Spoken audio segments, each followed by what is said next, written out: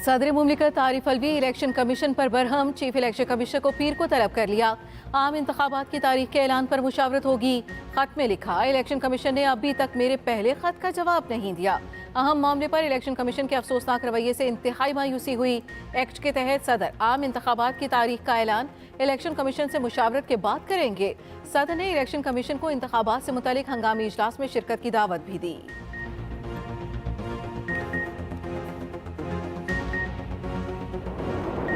निगरान वज़ीर-ए-आला पंजाब का हुक्म मुअत्तल। सुप्रीम कोर्ट ने CCPO गुलाम महमूद डोगर को ओहदे पर बहाल कर दिया।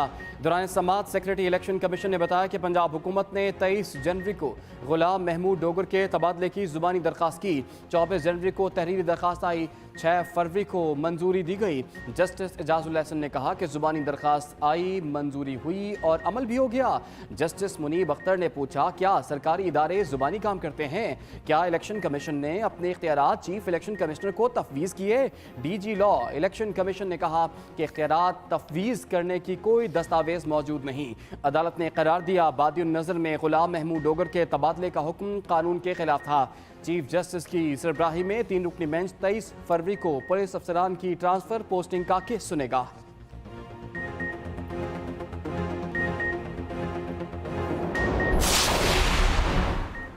सुप्रीम कोर्ट में भी मिस्टर एक्स का तस्करा। CCPO तबादला केस में जस्टिस मुनीब अख्तर ने पूछा कि चीफ इलेक्शन कमिश्नर को किसने फोन करके ट्रांसफर की दरख्वास्त की।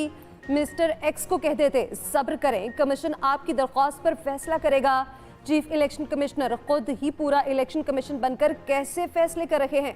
इलेक्शन कमीशन की ट्रांसफर पोस्टिंग्स पर रिकॉर्ड पेश करने के लिए मजीद वक्त देने की इस्तदा भी मुस्तरद।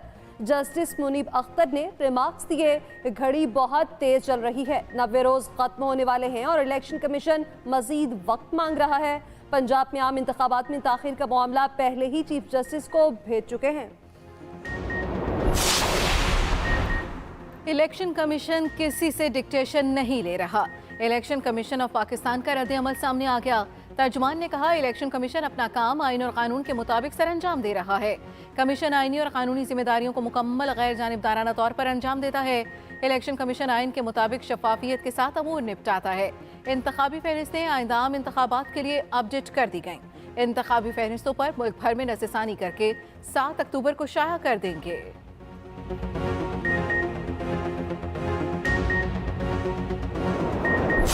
आवाम पहले खुद धक्के खा रहे थे, अब वो गाड़ियों को भी धक्के दे रहे हैं। इन्होंने अवाम की किस्मत में धक्के लिख दिए हर लिहाज से, इसके अलावा और कुछ नहीं। एक पाकिस्तानी अमेरिका में उर्दुगान को और तुर्की को $30 बिलियन दे रहे, आपको क्यों नहीं दे रहा? इसलिए कि आपके ऊपर एतमाद नहीं है, ट्रस्ट डेफिसिट है।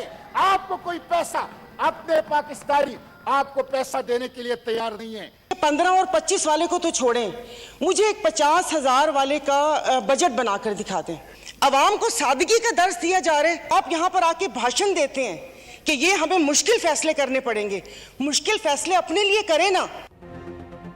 मिनी बजट ने अरकान पार्लियामेंट की भी चीखें निकलवा दी। कौमी असम्बली और सेनेट में मिनी बजट पर बहस के दौरान हुकूमती और अपोजिशन अरकान पट पड़े। कौमी असम्बली में पीपल्स पार्टी के रुकन कादिर मंदोखिल ने कहा कि वज़ीर ख़जाना से पूछता हूँ, क्या लग्जरी बंगलों पर टैक्सेस लगाए गए? GDA तर्जुमान सायरा बानो ने कहा कि आवाम को सादगी का दर्ज देने वाले अपने लिए भी मुश्किल फैसले करें, आवाम को इम्तिहान में क्यों डालते हैं?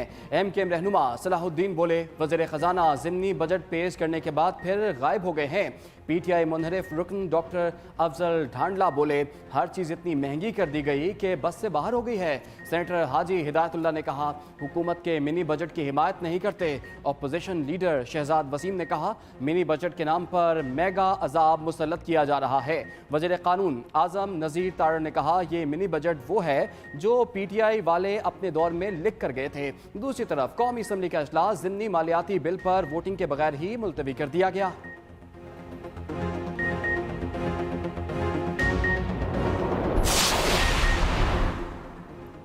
मुल्क में महंगाई का अज़हा बेकाबू, सस्ती चीज़ों को तेज़ी से निकलने लगा। महंगाई की शरह 38.4% की बुलंद तरीन सतह पर पहुँच गई। हालिया हफ्ते के दौरान महंगाई की शरह में 2.89% इजाफा। वफाकी इदारा शुमारियात ने महंगाई बारे हफ्तावार रिपोर्ट जारी कर दी। रवां हफ्ते में घी की फ़ी किलो कीमत में 44, जिंदा मुर्गी की फ़ी किलो कीमत में 31 रुपए तक का इजाफा हुआ। चावल, दाल, माश, दूध, दही, पेट्रोलियम मसनूआत और LPG भी महंगी हुई। मटन, बीफ, टमाटर भी महंगा। मुल्क में महंगाई का तूफान, हर कोई परेशान हो हैरान। पेट्रोल महंगा होने के आफ्टर शॉक्स आने लगे। ट्रांसपोर्टर्स ने किराए बढ़ा दिए। लोकल बस एसोसिएशन ने 10 रुपए बढ़ाकर कम अज कम किराया 50 रुपए मुकर्रर कर दिया। दूसरे शहर जाने वाली बसेस के किरायों में भी बेपनाह इजाफा। ट्रांसपोर्ट के किराए बढ़ने पर शहरी आग बगोला हो गए।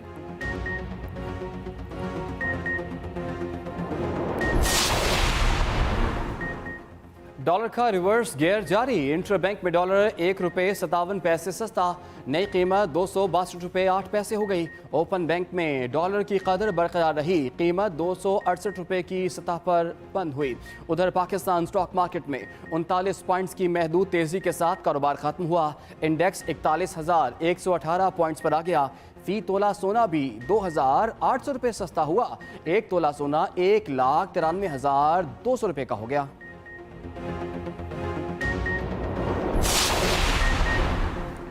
साबिक वज़ीर आला पंजाब परवेज़ इलाही की नून लीग की अदलिया मुखालिफ मुहिम की मुसब्बत। स्पीकर पंजाब असम्बली राजा बिशारत और साजिद भट्टी से मुलाकात में गुफ्तगू। कहा, नून लीग मरीम नवाज की क़यादत में एक बार अदलिया पर फिर हमलावर है। मरीम नवाज अपने वालिद की रवायत को आगे बढ़ा रही हैं। अब मुआसिस जज साहिबान के फ़ोन टेप किए जा रहे हैं। मरीम नवाज की सरपरस्ती में चलने वाले मीडिया सेल ने जजेस की ऑडियो लीक की। राना सनाउल्लाह हुकूमती वसाइल अदलिया के खिलाफ इस्तेमाल कर रहे हैं। इलेक्शन में ताख़ीर करने वाले कानूनी नताइज भुगतने के लिए तैयार रहें।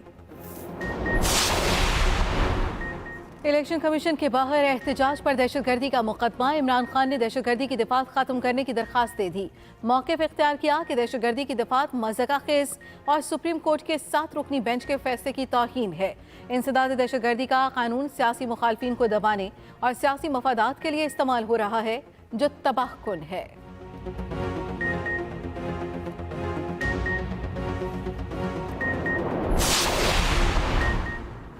वज़ीर-ए-आज़म दौरा तुर्किया मुकम्मल करके पाकिस्तान रवाना। शहबाज शरीफ ने तुर्किया में ज़ल्ज़ले से मुतासरा इलाकों का दौरा किया। शहर अदयामान में ज़ल्ज़ला ज़दगान से मुलाकात की, अहवाल पूछा। वज़ीर-ए-आज़म शहबाज शरीफ ने कहा, पाकिस्तान अपने तुर्क भाइयों के साथ खड़ा है, मिलकर इस मुश्किल का मुकाबला करेंगे। तुर्की ने हर मुश्किल वक्त में पाकिस्तान का साथ दिया, हम कैसे तुर्क अवाम को भूल सकते हैं। वज़ीर-ए-आज़म शहबाज शरीफ की तुर्क हुकाम को इमदादी सामान की हवालगी की तकरीब में शिरकत। वज़ीर-ए-आज़म ने तुर्क हुकाम को मज़ीद इमदादी सामान भिजवाने की यकीन दहानी भी कराई। उधर तुर्क टीवी को इंटरव्यू देते हुए वज़ीर-ए-आज़म शहबाज शरीफ ने कहा कि पाकिस्तान अपने तुर्क बहन भाइयों के साथ है, ज़ल्ज़ला ज़दगान की बहाली तक चैन से नहीं बैठेंगे। तुर्की और शाम में ज़ल्ज़ले से हलाकों की तादाद 44,000 तक पहुँच गई। तुर्की में 38,000 से ज़ायद जबकि शाम में 5,800 से ज़ायद अफराद जाँ बहक हुए। हाथे में 2 नौजवान 261 घंटे बाद मलबे से जिंदा निकाल लिए गए। महाराष्ट्र में भी 10 रोज बाद मलबे से लड़की को जिंदा निकाल लिया गया। आलमी इदारा सेहत ने ज़ल्ज़ले को सदी की बदतरीन कुदरती आफत करार दे दिया। दूसरी तरफ तुर्क अदाकारों ने भी ज़ल्ज़ला मुतासरीन के लिए $6 अरब जमा कर लिए। 7 घंटों पर मुहित लाइव मुहिम की मेज़बानी में शोहरे आफाक, तुर्की ड्रापों, उर्तुगल और कुरुलुस उस्मान के फनकार नुमाया थे। मुल्क और अवाम के मसाइल हल करने की अपनी तारीख दोहराएंगे। मुस्लिम लीग नून की सीनियर नायब सदर और चीफ ऑर्गेनाइजर मरियम नवाज की पार्टी रहनुमाओं से गुफ्तगू। मरियम नवाज की ज़ेर सदारत नून लीग लाहौर का अहम इजलास। साबिक अरकान पंजाब असम्बली, सूबाई टिकट होल्डर्स की शिरकत। मरियम नवाज ने कहा, हर दबाव का मुकाबला करते हुए पार्टी परचम थामे रखने वाले रहनुमा और कारकुन हमारे सर का ताज हैं।